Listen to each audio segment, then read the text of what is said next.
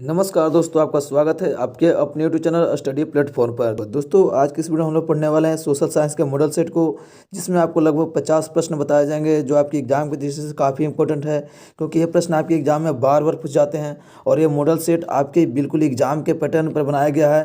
तो आप लोग वीडियो को बिना स्किप के वीडियो को लास्ट से देखिएगा, और अगर वीडियो पसंद है तो वीडियो को लाइक कर दीजिएगा। चैनल पर पहली बार जुड़े हो तो चैनल को भी सब्सक्राइब करके बेल आइकन को भी प्रेस कर लीजिए। तो चलिए वीडियो को शुरू करते हैं, जिसमें हमारा सबसे पहला प्रश्न कहता है कि इटली एवं जर्मनी के एकीकरण के विरुद्ध निम्न में से कौन सा था।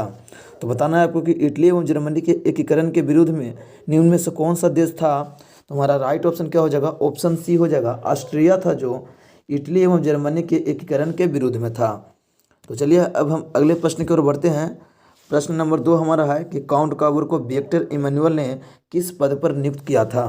तो काउंट काबूर को विक्टर इमैनुअल ने किस पद पर नियुक्त किया था। तो राइट ऑप्शन हमारा हो जाएगा ऑप्शन सी, प्रधानमंत्री के पद पर। तो चलिए अगले प्रश्न की ओर बढ़ते हैं। 3 नंबर प्रश्न में पूछा गया है कि रूस में जार का अर्थ क्या होता है। तो रूस में जार का अर्थ क्या होता है। तो राइट ऑप्शन हमारा डी हो जाएगा, रूस का सम्राट। क्या हो जाएगा, रूस का सम्राट। ऑप्शन डी इसका बिल्कुल सही जवाब हो जाएगा। अगला प्रश्न है कि कार्ल मार्क्स का जन्म कहाँ हुआ था। तो बताना है कि कार्ल मार्क्स का जन्म कहाँ हुआ था। तो राइट ऑप्शन हमारा बी हो जाएगा, कार्ल मार्क्स का जन्म जर्मनी में हुआ था। ऑप्शन बी इसका बिल्कुल सही जवाब हो जाएगा। तो चलिए हमारा अगला प्रश्न है कि वल्लभ भाई पटेल को सरदार की उपाधि किस किसान आंदोलन के दौरान दी गई थी। तो बताने कि वल्लभ भाई पटेल को सरदार की उपाधि किस किसान आंदोलन के दौरान दी गई थी। तो राइट ऑप्शन हमारा ए हो जाएगा, बारदोली आंदोलन। तो चलिए अगले प्रश्न की ओर बढ़ते हैं। पूछा गया हमसे कि रंपा विद्रोह कब हुआ था। तो रंपा विद्रोह कब हुआ था। राइट ऑप्शन हमारा ए हो जाएगा, 1916 ईस्वी में रंपा विद्रोह हुआ था। अगला प्रश्न हमारा है लंदन में अनिवार्य प्राथमिक शिक्षा कब लागू हुई। तो लंदन में अनिवार्य प्राथमिक शिक्षा कब लागू हुई थी।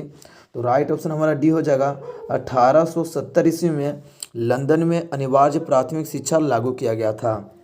अगला प्रश्न है कि ब्रेटन वुड्स सम्मेलन किस वर्ष हुआ। तो ब्रेटन वुड्स सम्मेलन किस वर्ष हुआ था। तो राइट ऑप्शन हमारा सी हो जाएगा, 1944 ईस्वी में ब्रेटन वुड्स सम्मेलन हुआ था। तो चलिए हमारा अगला प्रश्न है 9 नंबर कि रूसो कहाँ का दार्शनिक था। तो बताना है आपको कि रूसो कहाँ का दार्शनिक था। तो राइट ऑप्शन ए हो जाएगा, रूसो फ्रांस का दार्शनिक था। तो चलिए अब अगले प्रश्न की ओर बढ़ते हैं। 10 नंबर प्रश्न में पूछा गया है कि मेजनी का संबंध किस संगठन से था। तो बताना है आपको कि मेजनी का संबंध किस संगठन से था।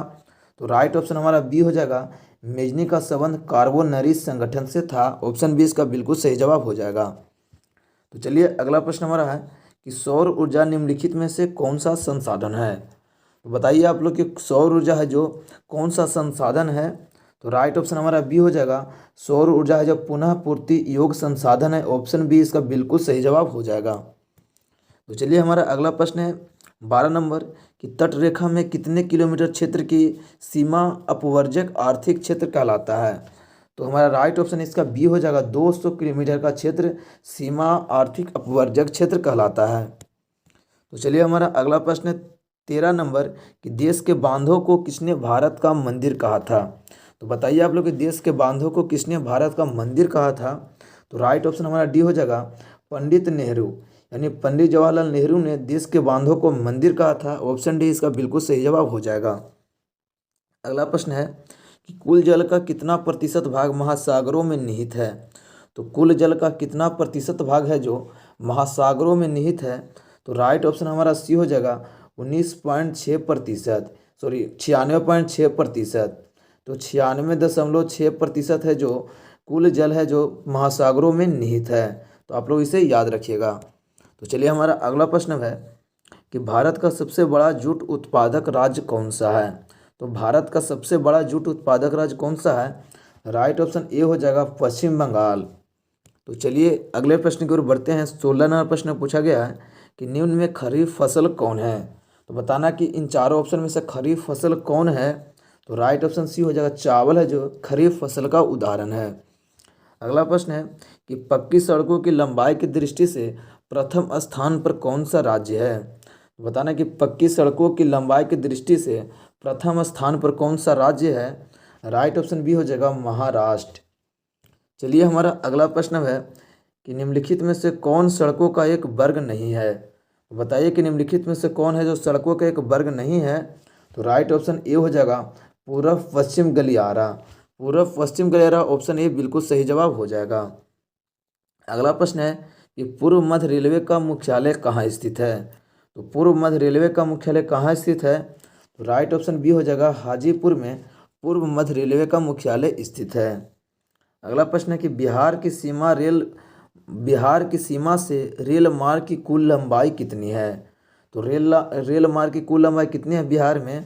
तो राइट ऑप्शन ए हो जाएगा 6283 किलोमीटर कुल लंबाई है रेल मार्ग की बिहार में। अगला प्रश्न हमारा है कि लोकतंत्र जनता द्वारा तथा जनता के लिए शासन है, यह कथन किसका है। तो यह कथन किसका है। तो राइट ऑप्शन हमारा बी हो जाएगा अब्राहम लिंकन का यह कथन है। अगला प्रश्न हमारा है कि नए विश्व सर्वेक्षण के आधार पर भारतवर्ष में मतदाताओं की संख्या लगभग कितनी है। तो नए विश्व सर्वेक्षण के आधार पर भारतवर्ष में मतदाताओं की संख्या लगभग कितनी है। तो राइट ऑप्शन बी हो जाएगा 71 करोड़। तो चलिए अगले प्रश्न की ओर बढ़ते हैं कि किसी व्यवस्था के फैसले में व्यक्तिगत लोकतंत्र के परिणामों के संदर्भ में सही कथन कौन सा है। तो हमारा बताना है कि इसमें सही कथन कौन सा दिया हुआ है। तो राइट ऑप्शन हमारा सी हो जाएगा। तो राइट ऑप्शन यहाँ पर सी होगा लोकतंत्र विविधताओं में सामंजस्य लाने में सक्षम है। तो चलिए हमारा अगला प्रश्न है कि बिहार में पंचायती राज संस्थाएं हैं, मतलब बताना है कि बिहार में पंचायती राज संस्थाएं कैसी है। तो राइट ऑप्शन सी हो जाएगा 3 स्तरीय। क्या होगा 3 स्तरीय ऑप्शन सी बिल्कुल सही जवाब हो जाएगा। अगला प्रश्न है कि बिहार में संपूर्ण क्रांति का नेतृत्व किसने किया था। तो बताइए कि बिहार में संपूर्ण क्रांति का नेतृत्व किसने किया था। राइट ऑप्शन डी हो जाएगा जयप्रकाश नारायण। चलिए अगला प्रश्न है 26 नंबर कि भारत में 1977 में हर आम चुनाव में किस पार्टी को बहुमत मिला। तो राइट ऑप्शन हमारा बी हो जाएगा जनता पार्टी को बहुमत मिला था। तो चलिए हमारा अगला प्रश्न है कि निम्नलिखित में से कौन भारतीय किसान यूनियन के नेता थे। तो बताइए कि इसमें से कौन है जो भारतीय किसान यूनियन के नेता थे। तो राइट ऑप्शन हमारा क्या हो जाएगा, इसका ऑप्शन सी बिल्कुल सही जवाब हो जाएगा महेंद्र सिंह टिकैत। तो चलिए अगला प्रश्न है कि ताड़ी विद्रोह आंदोलन किस प्रांत में शुरू किया गया। तो बताइए कि ताड़ी विद्रोह आंदोलन किस प्रांत में शुरू किया गया। तो राइट ऑप्शन सी हो जाएगा आंध्र प्रदेश राज्य से। तो चलिए हमारा अगला प्रश्न है कि सत्ता में भागीदारी की आवश्यकता कहाँ पड़ती है। तो सत्ता में भागीदारी की आवश्यकता कहाँ पड़ती है। तो राइट ऑप्शन ए हो जाएगा क्षेत्र भाषा जाति के आधार पर बटे समाज में। चलिए अगला प्रश्न है कि संघीय व्यवस्था में सरकार कैसी होती है। तो संघीय व्यवस्था में सरकार कैसी होती है। राइट ऑप्शन सी हो जाएगा बहुदलीय। चलिए हमारा अगला प्रश्न है कि भारत में किस राज्य का प्रति व्यक्ति आय सर्वाधिक है। तो भारत में किस राज्य का प्रति व्यक्ति आय सर्वाधिक है। राइट ऑप्शन डी हो जाएगा, राइट ऑप्शन डी हो जाएगा। हाँ, गोवा का है जो प्रति व्यक्ति आय सबसे अधिक है। तो हमारा राइट ऑप्शन गोवा हो जाएगा। तो चलिए अगले प्रश्न की ओर बढ़ते हैं और अगला प्रश्न है 32 नंबर, बिहार के किस जिला का प्रति व्यक्ति आय सर्वाधिक है। तो राइट ऑप्शन हमारा यहाँ पर ए हो जाएगा, पटना जिला का प्रति व्यक्ति आय सर्वाधिक है। तो ऑप्शन ए इसका बिल्कुल सही जवाब हो जाएगा। अगला प्रश्न है उपभोक्ता द्वारा शिकायत करने के लिए आवेदन शुल्क कितना लगता है। तो उपभोक्ता द्वारा शिकायत करने के लिए आवेदन शुल्क कितना लगता है। राइट ऑप्शन डी हो जाएगा इनमें से कोई नहीं, मतलब 0 रुपया लगता है, मतलब कोई भी फी नहीं लगता है उपभोक्ता द्वारा शिकायत करने के लिए। अगला प्रश्न हमारा है कि सन 2008 से 9 के अनुसार भारत की औसत प्रति व्यक्ति आय कितनी थी। तो बताना है कि 2008 से 9 के अनुसार भारत की प्रति व्यक्ति आय कितनी थी। तो राइट ऑप्शन बी हो जाएगा 25,494। तो चलिए अगले प्रश्न की ओर बढ़ते हैं। 35वां प्रश्न पूछा है कि वित्तीय संस्थाओं के प्रकार होते हैं। तो बताइए कि वित्तीय संस्थाएं हैं जो कितने प्रकार के होते हैं। राइट ऑप्शन डी हो जाएगा 2 प्रकार के। अगला प्रश्न है कि देश की संगठित बैंकिंग प्रणाली के प्रकार कितने हैं। तो देश के संगठित बैंकिंग प्रणाली के प्रकार कितने हैं। तो राइट ऑप्शन सी हो जाएगा 2। चलिए अगले प्रश्न की ओर बढ़ते हैं। बिहार का कौन सा क्षेत्र बाढ़ ग्रसित है। तो बिहार का कौन सा क्षेत्र है जो बाढ़ ग्रसित है। राइट ऑप्शन डी हो जाएगा उत्तरी बिहार। चलिए अगले प्रश्न की ओर बढ़ते हैं कि निम्नलिखित में से किस नदी को बिहार का शोक कहा जाता है। तो बताइए कि किस नदी को बिहार का शोक कहा जाता है। तो राइट ऑप्शन सी हो जाएगा कोसी नदी को। अगला प्रश्न है कि महासागर की तली पर होने वाले कंपन को किस नाम से जाना जाता है। तो महासागर की तली पर होने वाले कंपन को किस नाम से जाना जाता है। तो राइट ऑप्शन सी हो जाएगा सुनामी। चलिए हम अगले प्रश्न की ओर बढ़ते हैं।